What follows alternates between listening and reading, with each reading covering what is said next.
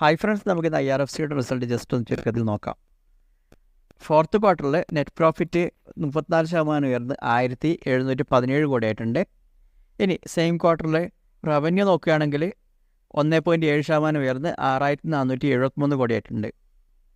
ഇനി yearly profit നോക്കുകയാണെങ്കിൽ 6412 കോടിയായിട്ടുണ്ട്. കഴിഞ്ഞ വർഷം അത് 6167 കോടിയായിരുന്നു.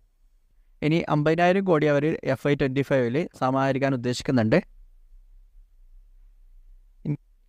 ഇനി നിങ്ങൾക്ക് അറിയുന്ന കാര്യമായിരിക്കും, ഇന്ത്യൻ റെയിൽവേ സെക്ടറിൽ പ്രവർത്തിക്കുന്ന ഏറ്റവും വലിയ NBFC ആണ് IRFC.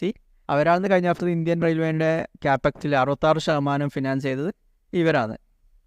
ഇനി ഡിവിഡൻഡ് നോക്കുകയാണെങ്കിൽ ഫൈനൽ ഡിവിഡൻഡ് ആയിട്ട് 0.70, അതായത് 70 പൈസ ഒരു ഷെയറിൻ്റെ മുകളിൽ പ്രഖ്യാപിച്ചിട്ടുണ്ട്. മുമ്പൊരു 80 പൈസ കൂടി കൊടുത്തിരുന്നു. അപ്പോൾ ടോട്ടൽ നോക്കുകയാണെങ്കിൽ FY24 1 രൂപ 50 പൈസ എന്ന് പറയാം ഡിവിഡൻഡ്.